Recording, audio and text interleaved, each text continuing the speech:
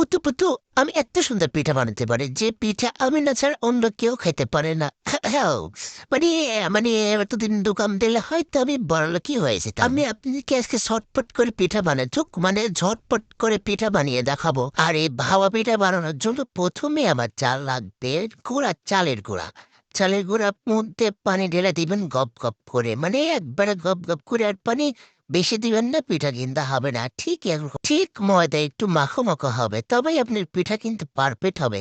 তারপর আপনার ফোঁটা ফোঁটা একটা চারলা নিবেন। চারলার পরে আপনি ঠিক এভাবে চালতে থাকবেন, চালতে থাকবেন।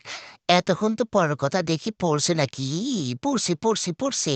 তারপরে চালা শেষ হয়ে গেলে আপনি সবগুলো একসাথে করে আবার মনে করেন হাত দিয়ে সুন্দর করে একটা লাড়াতে নেবেন। তারপরে একটা মাটির সসের উপরে সুন্দর করে ময়দা দিয়ে, তার উপরে পাটাটা দিয়ে, আবার একটু ময়দা দিয়ে, আবার একটু পাটাটা দিয়ে সুন্দর করে ঢেকে একটা মশারি দিয়ে শেফ হিসাবে দিয়ে দেবেন সেই ফুটা ফুটা পাতলের উপরে।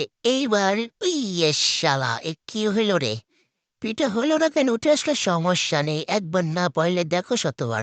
আমি আবার চেষ্টা করবো, দেখি এবার। এইবারে ওরা পারফেক্ট হয়েছে, কোনো সমস্যা নয়। আমি তো বড়লোক, চামচ না ছাড়া আবার কোনো কিছু খাইতে পারি না। আমার চামচ লাগে, হাত দিয়ে আমি খাই না। ও সিউ কি রে ভাই, এ তো জবর মুশকিল। দূর, ও চামচ বাদ দিয়ে হাত দিয়ে খাই। হাতে বাগালে খাওয়ার ভালো মানাই, চামচে না।